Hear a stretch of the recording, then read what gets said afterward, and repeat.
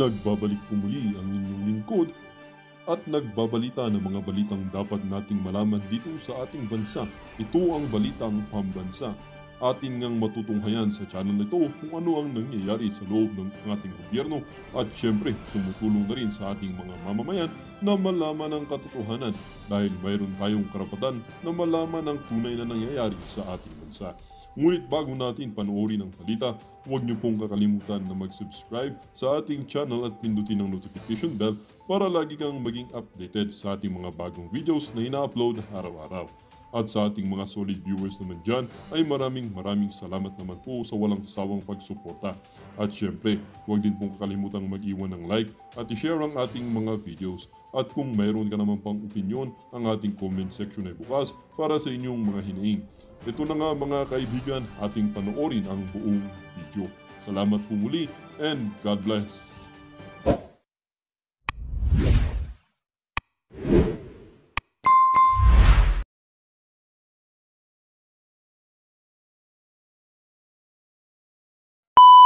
Ng ganyang klaseng senador. Tayo ipagbigay na ho natin doon sa mga nagsasabi, nabudol. Wala problema yan, nabudol na kung nabudol. Nandyan si BP pati nga yung BP natin nabudol Di ba? Pero alam mo na nga nang bubudol, sasali ka pa, mas falsifikado ka, Brad. Ganun lang kasimple yun. Ngayon, yung mga boboto, doon dito sa kandidato ng pagkasenador, nakagaya ni Manny Pacquiao na binabanatan si Marcos Jr. Ngayon, ini-endorse siya. Pagka kayo, binoto nyo to at binoto ito ng inyong mga kamag-anak at hindi yang si Pastor Kibuloy at hindi yang si Kong Marcoleta at Atty. Vic Rodriguez. Meron mo tayong problema dyan. Yang mga yan, medyo kontrabudol yan, Kumbaga, medyo allergic na yan sila sa mga pambubuhay. Magkaroon tayo ng martial law ulit, then iboto nyo siya. Yun lang ang ano ko, ay malaki ang posibilidad na magkaroon tayo ng martial law. Maniwala kayo sa akin. Siguro naman ang taong bayan mautak. Kasi pag ibinuto mo pa yung hindi nagbabayad ng tax, hindi ko na alam talaga kung saan ang gagaling yung talino natin.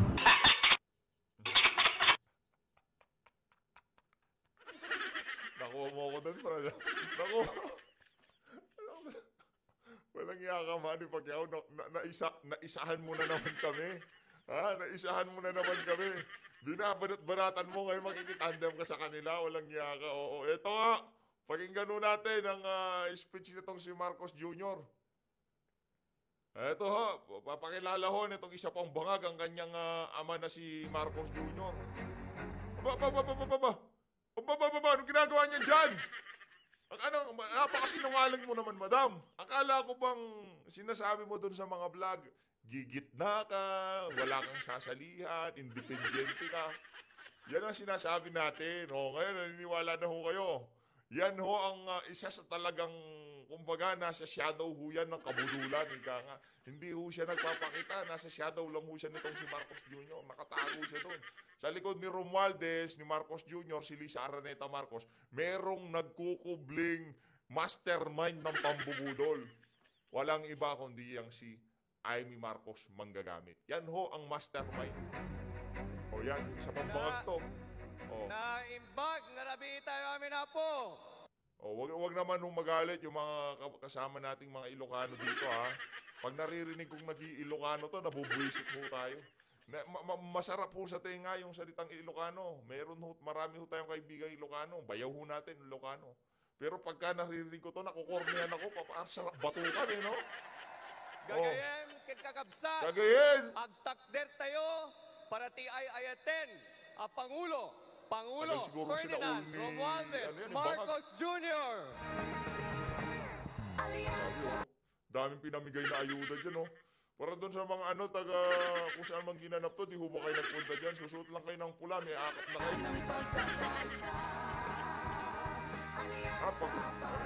Pagulpot. Si Abby Bino, enjoy na enjoy yun. Yes, si Camille. Swerte Duterte kayo ha, pinapalabas ko dito yung mga kabalbalan nyo. Yung mga makikita nyo, senador dyan, ako, papakinggan lang ho natin yung mga kabangagan ni Marcos Jr. dito sa kanyang speech dito sa ano naman. Ba't di mo pinuntahan yung sila Amy? Bakit di mo kinamaya? Ba't di mo nag-beso-beso? Okay. Gusto ko walang basa-basa ha, yung nanggagaling sa puso, kagaya kay Tatay Digong, yung hinaharot-harot niya yung kanyang mga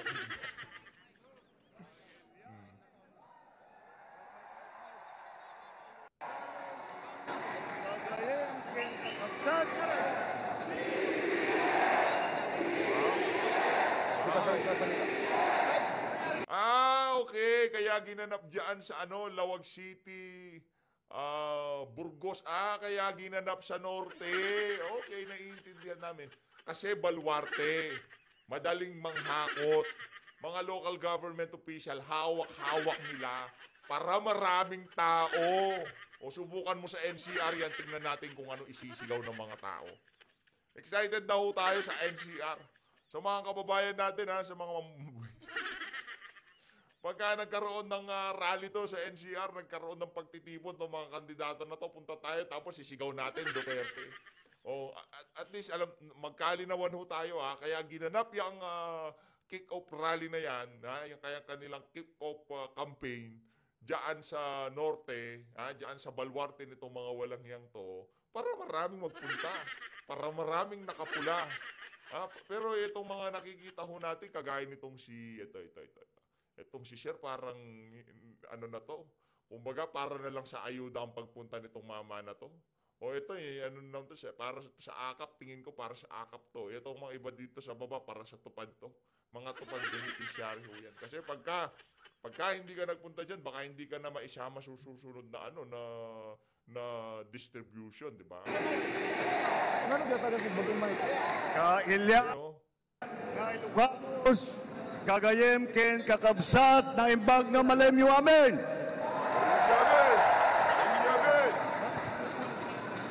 Magbabasa lang naman ng speech, ang dami pang Nagtugaw kayo ha po.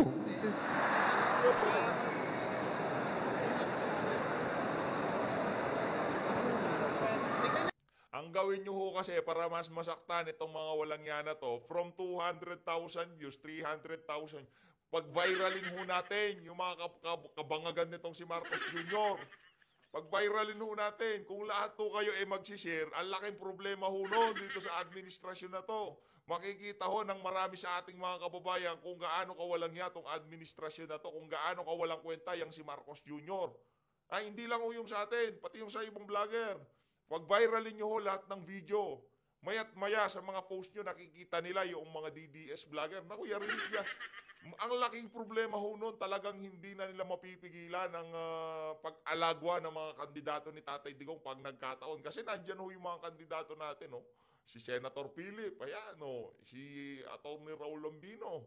Yan, mga palaban ho ngayon yung mga yan. Talagang yung issue ng budget, kini-question nila, sila ho nagiging boses na sambayan ng Pilipino. Si Tatay Digong. Yan si Atty. Mahusay ho yan. Masasabi lang natin dyan, mahusay. At tunay na pagmamahal, yung tipong, yan siya, Pastor Ibuloy. Totoo lang ha. Iba ho, iba. Yan pagdating sa matalino. Kondante, magaling. Kung gusto niya naman dating PNP chief, naku, abogado. Parang mahirap makapaniwala na meron pang manunood sa'yo sa kabila ng pagbabangag mo. nandito na naman tayo sa kampanya. Napakabilis ng panahon. Napakabilis ng pagdaan ng 3 taon na akala natin ay magiging mas matagal. Ngunit nandito nga tayo sa darating na halalan sa Mayo. At sinimulan po natin ang aming national campaign, kagaya ng dati, dito po sa ating minamahal na lalawigan ng Ilocos Norte. Ilocos Norte pala para sa mga Ilocano dyan, masaya ba kayo sa performance ng apo nyo? Pwede wag naman ma-offend yung mga kayo. Marami tayong kababayang Ilocano dito sa PHFD. Para ito sa mga patuloy pa rin nabubudol ngayong mga panahon na ito. Yung pambubuisit natin. Pero yung mga mulat na sa kabalbalan nitong administrasyon na to, kailangan kung kayong palakpakan, congratulations. Congratulations! Tingin ko kailangan ko ng palitan yung kulay natin na yun. Ayoko yung red eh. Teka lang ho ha. Teka lang. Parang namamalian ako dito sa dito sa kulay na to. Parang ayoko yung kulay eh, di ba? Teka lang ho ha. Papalitan lang ho natin tong merong mali sa kulay eh. Mabilis lang ho ito. I-play na ho natin. Andito po ang aming ipinagmamalaki na mga kandidato para sa Senado. Ngunit, bagamat nakatuon ang pansin natin sa ating mga kandidato para sa Senado, huwag po natin kaligtaan ang halos 18,200 na local executive na ating ihahalal sa Mayo.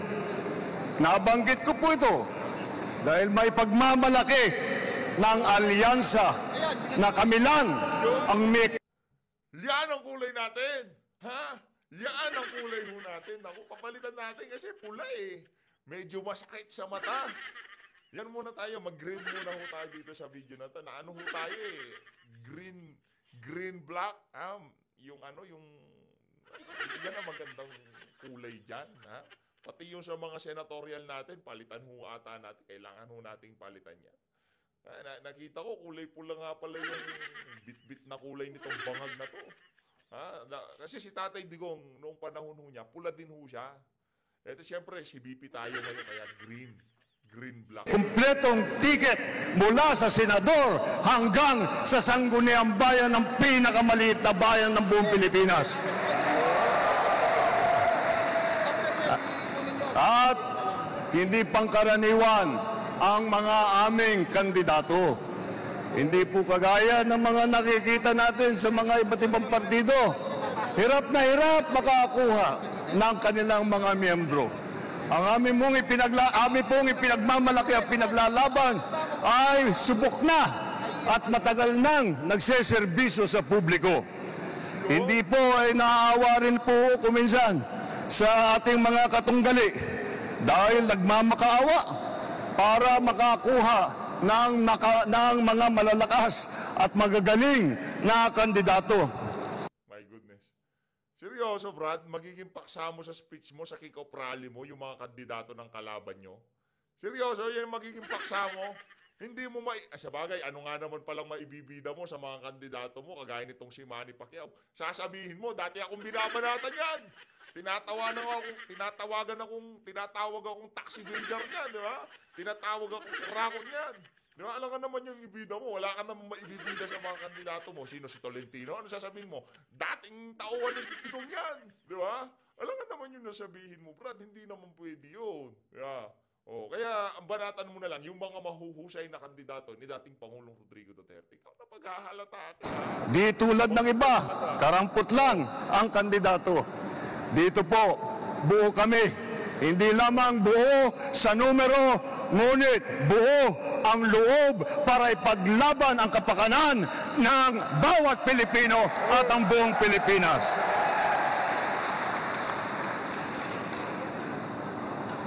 Kaya naman, nagtataka nga ako, parang yung mga iba na naging kandidato, nag-deliver lang yata ng suka, nabigyan na ng certificate of candidacy. Dahil wala walang ikukumpara sa ating mga kandidato. Wow! Wala daw maikukumpara sa ating mga kandidato. Yang si Bong Revilla, ano hong nagawa niyan? Maliban sa pag-aartista niya. Sige nga, grabe naman yan. Wala kaming maikukumpara sa mga kandidato mo, Marcos Jr. Mahihiya ka naman sa balat mo, Brad. Iahambing natin sa mga napulot nila. Ang ticket natin mula sa Senado hanggang Sangguniang Bayan ay mga leader na subok sa serbisyo. Magandang record na pwedeng ipagmalaki kahit kanino. Kung kilatisin natin ng isa-isa, napakatingkad ng ating kakayahan, ng kanilang kakayahan at ng mga pambato para sa pagbabago. At kapag pinagsama kagaya nito na nangyari dito sa alyansa, ay lalong nakaka-impress ang kanilang pinagsamang lakas at galing. 8 po sa ating mga kandidato ay veteranong senador. Palitan ko na lang, matagal ng senador kasi pag veterano baka akalain nilang hindi lang luma kundi matanda.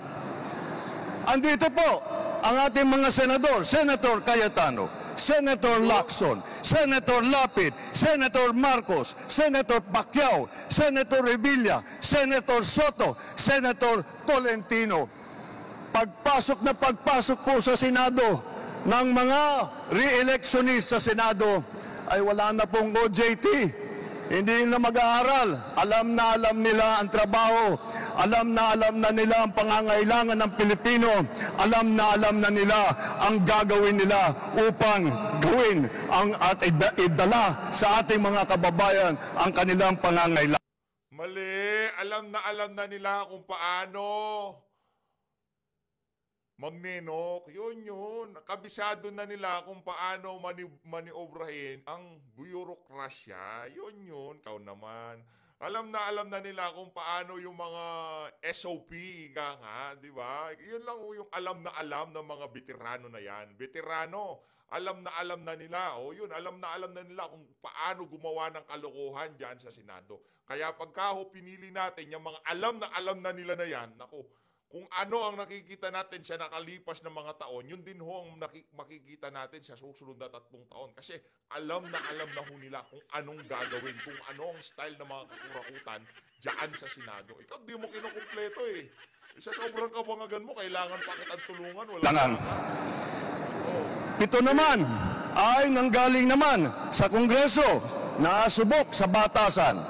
Andyan po ang mga Congressman Abalos, Congressman Binay, Congressman Cayetano, Congressman Marcos, Congressman Pacquiao, Congressman Tulfo, Congressman Villar. Kitang-kita po naman natin na Sino si Kandidato na ba yung anak mo? Anong Congressman Marcos? Batukan kita dyan eh. Bangag ka ba? Natutulog ka pa ba? ito lahat ay sanay na sanay, subok na subok. Okay. Nakalimutan ko yung kapatid mo nga pala. Yan na nga ba sinasabi natin? Maging si PH update ha, dahil nasa likod ho siya ng shadow nitong si Tamba, nitong si Lisa, nitong si Bangag. Hindi ho natin siya nakikita. Si Ivy nga pala. Ganun ho siya katinding magtago. Ha? Nakalipas na buwan, sinasabi niya, independent ako. Hindi ako sasama dyan. Bahala sila dyan. Gusto ko meron akong free speech. Meron akong free will. Masasabi ko yung mga kagustuhan ko sa buhay. Ayun, sa Kiko Prali kasama yung tanga. Diba? Ganyan lang ho mga kababayan. Kaya pag nagpabudol kayo kay Amy Marcos sa mga kandidato niyan, naku, magiging kamukha niyo si Pacquiao. At matagal nang nagpapakita ng galing. Hindi na bagito sa pagpanday ng mga batas. Hindi na bagito sa pagpanday ng batas. Kabisado na kung paano mangurakot sa Senado. Dapat yun ang mga batas. Apat ang nagsilbi sa kabinete. Humawak ng cabinet rank na posisyon. Si Abalos, DILG Secretary. Si Tulfo, nag-DSWD Secretary. Lacson, ng Yolanda Rehabilitation Commission. Tolentino, siyang namuno ng MMD. Pinagmalaki pa talaga. Ting Lacson daw, Yolanda Rehabilitation. Hoy, Lacson! Hanggang ngayon, nagre-rehabilitate pa rin tayo ng mga Yolanda victim. Ha? Ano na nangyari? Ano na nangyari sa Tacloban? Walang yaka, ikaw pala yung may kasalanan dyan eh. Ikaw pala ang rehabilitation, secretary, anak ng towa. Yung mga accomplishment mo talagang hindi ka nakapani-paniwala, wala ka talagang karapatang maging senador eh. Huwag yung kalimutan ha, slogan niyang si Ping Lacson. Rehabilitation secretary ng mga kababayan natin sa Tacloban, yung mga na-Yolanda. Hanggang ngayon nagre-rehabilitate pa rin sila. Kaya pagka yan, naupo sa Senado, na kung anong ahasahan nyo dyan kay Ping Lacson, isa-isahin mo natin yan. Ngunit, sa kanilang katungkulan, ay hindi lang po sila O teka lang si Abalos, naging DILG secretary, anong ginawa sa KOJC? Nakita nyo ho kung anong ginawa niyan. Isa ho siya sa mga mastermind kung paano ho inalipusta, yinurakan ang karapatan ng mga kababayan nating miyembro ng INC. Yan ho ang ginawa ni Ben Abalos. Yan bang mga accomplishment ng mga kandidato nitong bangag na to? Kayo na hong humusga mga kababayan. Sino ho bang makakatapat dito sa mga kandidato ni dating Pangulong Rodrigo Duterte? Iyan si Pastor Kibuloy. Tingnan nyo ho. Sino ano hong nagawa ng mga yan na nagawa? Sino ho sa mga yan ang nakagawa sa nagawa ni Pastor Kibuloy? Sino ho ang may prinsipyo na kagaya nitong si Atty. Vic Rodriguez? Nasa loob na siya ng gabinete dahil hindi niya masikmura yung mga kababuyan. Umalis ho siya. Sino ho ang maikukumpara natin dito kay Congressman Rodante Marcoleta, number 13 sa Balota? At tinayuan ho niya kung ano yung tama dyan sa House of Representatives. Yung may prinsipyong si Senator Bato, wala hong makakatapat diyan sa mga kandidato na yan, dito, diyan sa ating mga ano na yan, sa lineup nitong si dating Pangulong Rodrigo Duterte. Walang yan. parelax-relax. Kaaga-aga, pinapaandar mo yung makina. Ano na ako sa'yo, ha? Ano ka na Tingnan niyo po ang kanilang mga record at makikita po ninyo na sila ay nakagawa ng magandang pagbubuti para sa kanilang mga kagawaran. Alam nila ang government work galing sa kabinete. Hindi lang dada, pero gawa ang kanilang ipinapakita. They are not here to oppose. They are here to propose. Ganon. So, ayaw mo yung merong opposition, ganon. Ayaw mo yung ganon. They are not here to oppose. So, nasa na yung, kung tawagin natin check and balance. Nasaan yung last bastion of democracy kung walang mag-o-oppose dyan sa mga kandidato na yan. Tanga ka ba talaga?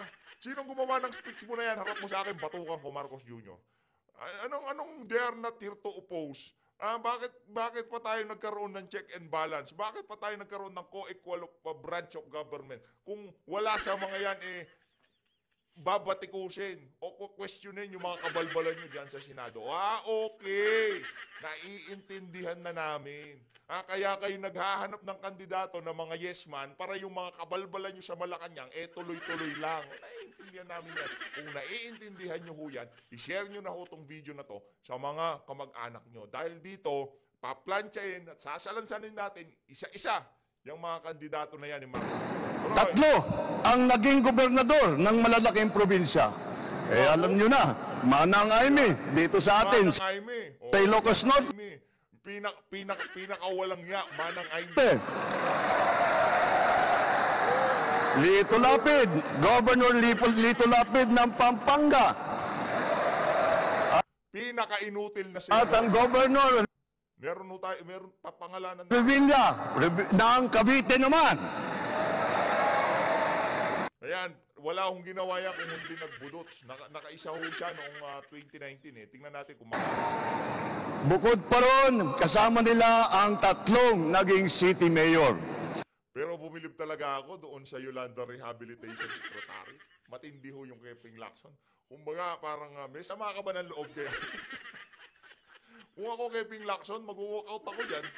Nakalanto ko, ang dami kong accomplishment, PNP chief ako, naging senator ako, pinagawa ko yung new Senate building.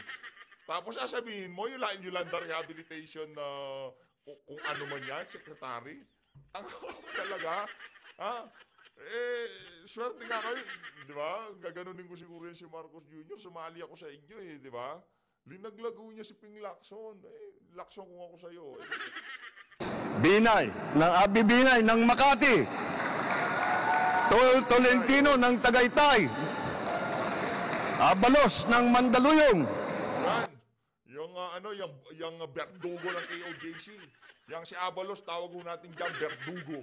Nakita niyo yung ginawa niya sa mga kababayan natin KOJC member, di ba? Talagang kasuklam-suklam mo. Hindi ka tanggap-tanggap. Kaya gusto ko maging senador itong si Pastor Kibuloy para talagang may isaayos niya yung mga dapat ayusin. Masalansan niya yung mga government official na dapat salansanin. Sa totoo lang kasi napakatindi yung pang-aabuso ang ginawa nila. Tingnan niyo yung Amerika ngayon. Naglabas pa ho ng pulisya itong si Trump na dapat magkaroon ng malaya na pag-exercise ng freedom of religion. Siguro yung ilalabas niya ka-level ng executive order sa ating bansa, sa Pilipinas. Kumbaga gagawa siya ng isang ahensya na kung saan magbabantay, tatalakay doon sa mga karapatan ng malayang freedom of religion diyan sa Amerika. Amerika na ho yan, mga kababayan. Pero dito sa Pilipinas, nakita nyo ho ang ginawa ho nila sa KOJC. Talagang kasuklam-suklam ho. Kaya dapat ho talaga manalo yan si Pastor Kibuloy para itong mga walang yan to talagang mailagay sila sa tama nilang kahalagahan. At huwag natin kalimutan na si Tito Sen, Senator Soto ay naging Vice Mayor din ng Quezon City. Hindi rin po tayo nagkukulang. Hindi natutuwa si Soto eh. Ba't napasama ako dito sa bangag na to? Nagpapakilala sa akin ngayon, bangag. Lang sa boses ng kababaihan at maglalaban para sa karapatan ng ating kababaihan dahil 4 sa ating mga kandidato ay babae, pero itong mga babaeng ito ay palagay ko mas matatapang pa ito kaysa sa mga lalaki na nandito ngayon. Grabe naman, linaglag niya yung mga kasama niyang lalaki. Mga abogado naman, 4 din. 4 ang abogado natin. Abalos, Binay, Cayetano, Tolentino. Si Amy, nag-aaral din sa law school. At Tawagin mong ating, tawagin mong, manang, si Amy, wala ka talagang mo. talunan lang nila kung sino daw ang pinakamagaling at sino nanggaling sa pinakamagandang eskwelahan. Ngunit, Pero yan si Amy Marcos, yung mukha pa lang masama na ugali. Totoo lang. Mukha lang masama. lahat yan ay magaling, lahat yan ay matalino, lahat yan ay ginamit na ang kanilang kakayahan upang pagandahin ang Pilipinas.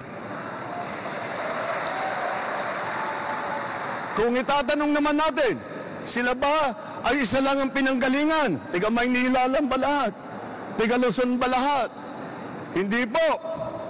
Dahil pagdating sa geographical representation, 2 ang taga Mindanao. Si Manny Pacquiao ng Bukidnon. Yun inulit mo na naman. Walang yaka. Talagang nakakatanga, anak ng tokwa. Inulit mo na naman. Kailan pa naging taga-Bukidnon yan? Taga-Jensen yan, Brad. Ano yun? Tuna capital of the Philippines. Jensen, puro wakas kabangagan.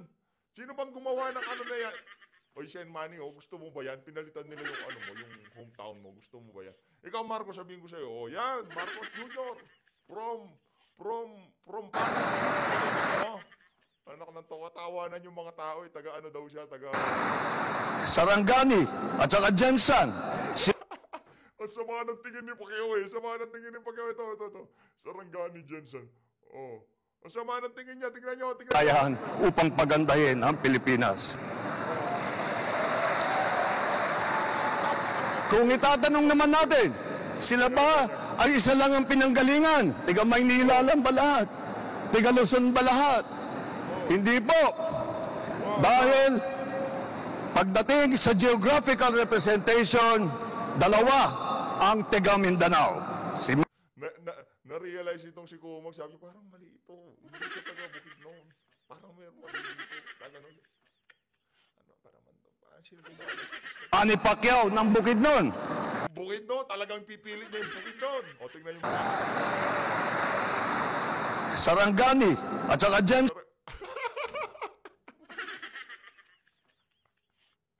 Hindi natutuwa si Manny Pacquiao. Sasapakin. Sasapakin kita. Kailan pa ako naging taga-Bukidnon? Nag-Jensen ako, General Santos, di ba? Kahit di ka ata nanonood na laban ni Pacquiao di ba? From Jensen, di ba? Ginaganon siya, Sarangani Province, di ba? Ganun siya pero ikaw di mo alam. Kaya yun, galit siya. Napikon na si Pacquiao nagagumba ako, right? Si Erwin naman, lumaki sa Davao Oriental, sa Sulu, mga probinsya kung saan nadestino ang kanyang bayaning ama. Ang unang Vicente Soto ay naging senador na taga Cebu. Ang nanay naman namin ni Amy, alam nyo naman, 100%. Pinakamalaking kurakot sa kasaysayan ng Pilipinas. Yun dapat sabi mo, alam nyo naman, yung ano namin, pinatapon sa ibang bansa, sa mga kakurakutan niya. Di ba ginanon mo dapat? Pinatapon kami sa Hawaii kasi, di ba, mga kurakot kami. Ganunin mo yung mga... Waray. Alam naman natin pati na ang lolo ni Camille ay galing sa Iloilo. Yan po ang ating ipagmamalaki. Dahil po nauunawaan nila hindi lamang ang mga problema na hinaharap ng nasyonal, hindi lang ang mga problema sa taas sa Senado, ngunit lahat po sila ay may karanasan sa local government, may karanasan sila sa executive. Lahat po sila ay nakapagpakita na ng kanilang kakayahan. Kaya't po ay kayang-kaya naming maipagmalaki. Bukod po dyan, tignan niyo po ang record ng ating mga kandidato. Ang layo kay Tatay Digong nun, hindi itong mga nanonood, tignan mo itong si Sero, tignan mo ito. Ito, mahal na, magpapasada pa ako mamaya, ang mahal ng gasolina. Namimiss mo na si Tatay Digong, no? Oh, ang daming nakakamiss kay Tatay Digong ito. Naku, wala na kaming ulam mamaya. Mabibili pa ako sa paligid. O tingnan nyo mukha nitong si ate, oh. Diba? Hindi mo masaya yung mga nanonood kay Marcos Jr. Kasi paglabas ho nila dyan, yung kumbaga yung realidad, mararamdaman nila na lahat ng nangyayari, sinabi nitong si Marcos Jr., puro pambubudol lang. Okay lang ho yan, may tukad naman kayo, may akap naman kayo, di ba? Maya-maya niya, paglabas niyo, magwawalis na kayo. O yung mga maglilinis dyan sa gymnasium, merong ano dyan, merong tupad dyan, di ba? Ganun lang naman ho yan. Okay na yan. Kawawa mga Pilipino ngayon. Kaya lahat ng pwedeng ibigay sa inyo, tanggapin nyo pero huwag nyo iboto. Wala sa kanila ang may bahid ng dugo dahil sa tukhang. Wala sa kanilang kasabwat sa pagbulsa ng sako-sakong pera, pinagsamantalaan ang krisis ng pandemya, pinabayaan ang ating mga kababayan na magkasakit at mamatay. Wala sa kanila ang mga Wala akong pumapalakpak, Brad. Walang pumapalakpak sa mga sinasabi mo.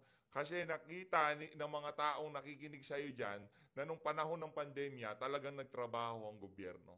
Wala yung mga nagurgor sa tukhang, gustong-gusto ho yan ng ating mga kababayan. Dahil karamihan dyan, puro bangag. Puro mga durugista. Ngayon, walang nagugurgor yung mga ordinaryong Pilipino. Palakpakan ho natin itong mga. palakpak sa China at natutuwa pa kapag tayo ay binobomba ng tubig. Walang pumapalakpak. O, fake news ka na naman. Yan ang sinasabi natin. Puro ka ka-fake newsan. Tigilan mo kasi yung pagpupulburon mo. Para makita mo yung tunay na damdamin sa loobin ng sambahin ng Pilipino. Puro ka kasi kapulburon na. Tiyatamaan ang ating mga Coast Guard. Hinaharang ang ating mga mangingisda. Ninanakaw ang kanilang huli. At bukod pa ron ay inaagaw pa ang mga isla natin para maging bahagi ng kanilang bansa. Natin. Hindi. O paano na lang yung Vietnam? Paano yung Taiwan? Paano yung Indonesia? Paano? Hindi ko sinasabing sa kanila yon. Pero meron nga dispute. Pagka may dispute, anong ginagawa? Sa lupa. Merong sinasabi, kiniklaim niya sa kanya. Kiniklaim mo sa'yo. Anong ginagawa niyo? Nag-uusap. Hindi naglalabasan ng baril. Tanga talaga ito siya. Ewan ko. Ano na lang yung tipong, ewan ko sa inyo kung mabubudol pa ho kayo nito. Kahit kaaway magkapit bahay na lang di ba? O, pag-usapan natin, upo tayo. Pagka hindi nakuha sa punta sa barangay. O yan, punta sa barangay, pag-usapan sa barangay. Yung barangay tanod, barangay captain, gigit na yan. Pero ikaw nagtatawag ka ng yung kamag-anak mo, kayo dito, tulungan niyo ako. Bugbugin natin. Wala po sa kanila ang tilang sakristan na ang tanong, ba't walang pumapalakpak sa mga sinasabi mo? Kasi pangtanga yan, naiintindihan nila yung mga sinasabi mo na yan, Marcos Jr. ang isang bulaang propeta na nasasakdal dahil sa pagyurak sa ating kabataan at sa ating kababaihan. Wala sa kanila ang tagataguyod ng pugad ng krimen. Binanata mo ba si Pastor Kibuloy? Anong bulaang propeta na nagyurak sa Di pa nga napatunayan sa korte, balita nga ho natin yung mga witness, ha, yung mga di umanong victim survivor ni Rizon Tiveros. Kulang na lang maihi sa kanilang mga pantalon diyan sa mga hearing sa diyan sa kaso ni Pastor Kibuloy eh. Hinay-hinay lang ho. Walang humpay na panluloko talaga ginagawa nyo eh, no? Ng sentro ng paglalapastangan ng mga kababaihan na mga pogo. Tayo ngayon ay nasa sangandaan ng ating paglalakbay bilang isang malayang bansa. Bilang isang sambayanang may dangal, may sipag at may talino. Tayo ba ay papayag na babalik sa panahon gusto ng kung kailan gusto ng ating mga liderato maging probinsya tayo ng China? Meron bang ganon? Okay ka lang, Brad? Walang ganon. Walang probinsya ng China. Ang tumatawag doon yung mga opposition, yung mga dilawan. So, ginagamit nyo na yung script nila? O so, dilawan na rin kayo ngayon? Ano ako nagtoko? Ano eh, talagang budulan ng pambihira. Babalik ba tayo sa nakaraan na ibinubugaw ang ating bayan bilang isang sugalan ng mga dayuhan? Nais ba natin bumalik sa landas na umaapaw sa dugo ng mga inosenteng mga bata na inagaw sa kanilang mga anak, mga ina, kinuha sa kanilang mga tahanan at inagaw ang kanilang kinabukasan? Walang nagnanais na Pilipino na mabalik tayo sa ganyang klaseng pagpatakbo. Kaya naman, pakakatiyak po kayo na kapag ang ating mga kandidato ay naluklok sa Senado at sila ay nagsimula ng kanilang trabaho, asahan po ninyo na